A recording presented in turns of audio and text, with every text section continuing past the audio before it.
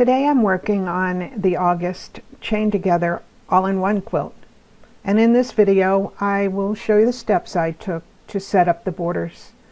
This month's quilt had different size borders. The top and bottom borders are wider than the side borders.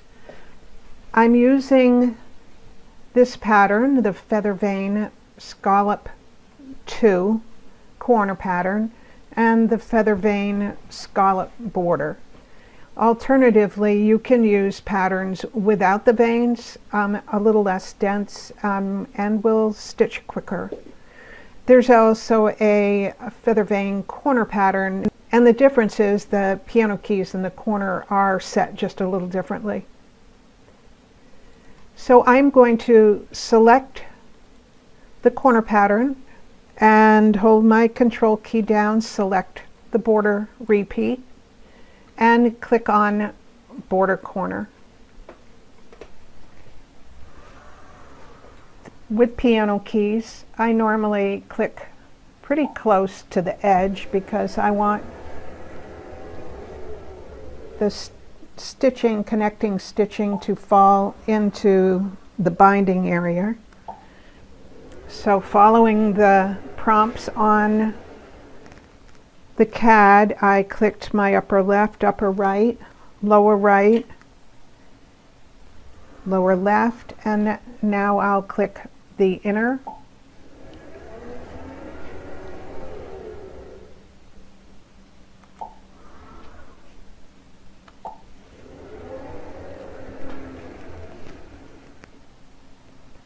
And set them in. Now I need to put in my border length,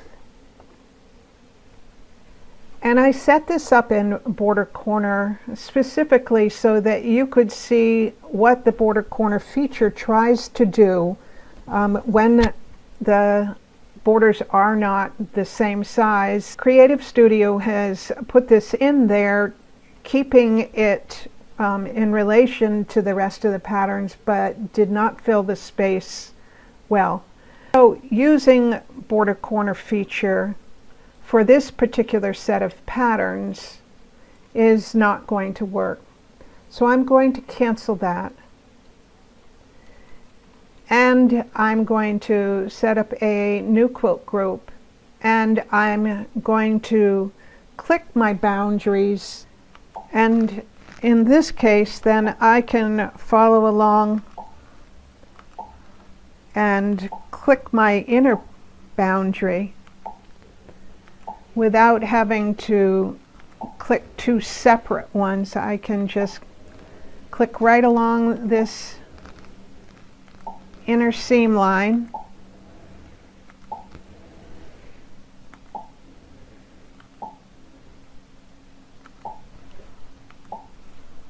click across to the outer,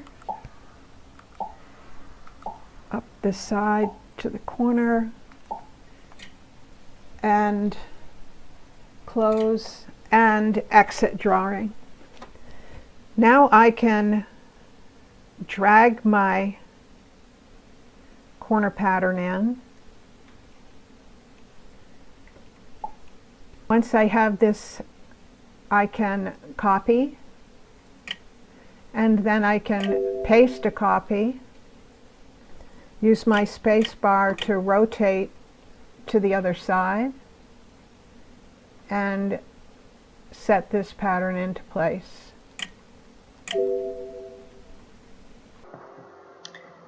After I have placed the corners, then I'm going to select the corner on the left and click Fill Inside.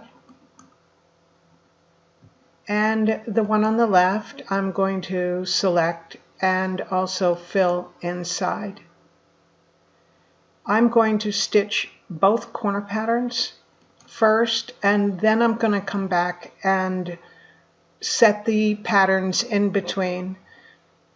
I can tell you that I tried this where I stitched the corner and some of the repeats, and then tried to fill and stitch the corner pattern And because of shrinkage, I was not able to get this corner pattern to nest up to the inside as well as I would like.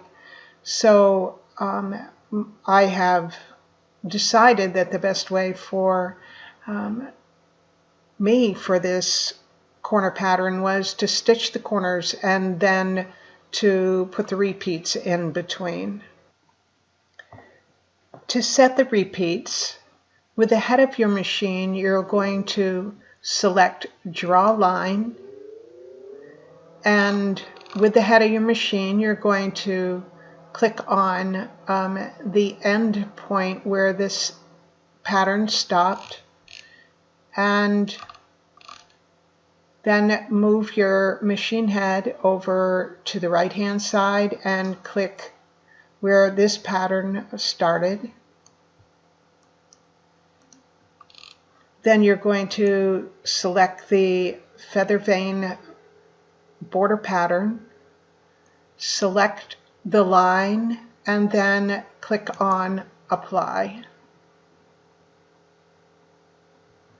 You're going to delete the line and check to make sure that these patterns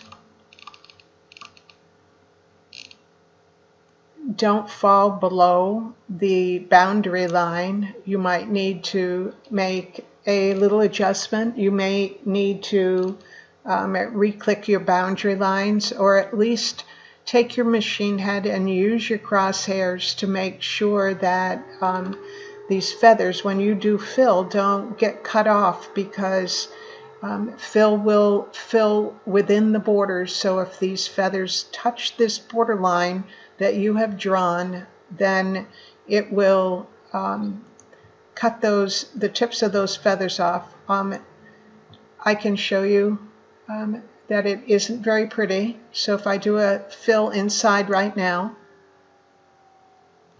then you'll see that these feathers are all flat on the bottom side, which is not what we want to do. So we'll do an undo for that.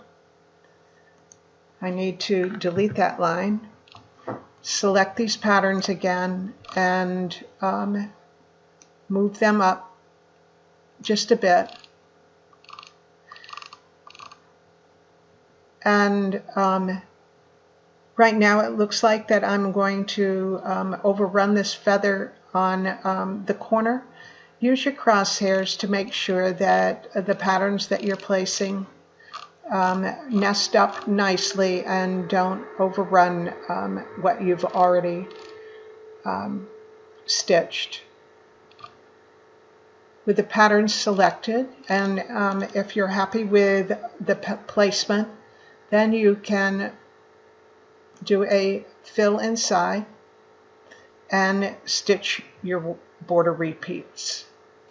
I did the bottom border the exact same way, where I placed the corner patterns and stitched those, and then I placed the repeats. Hope that helps.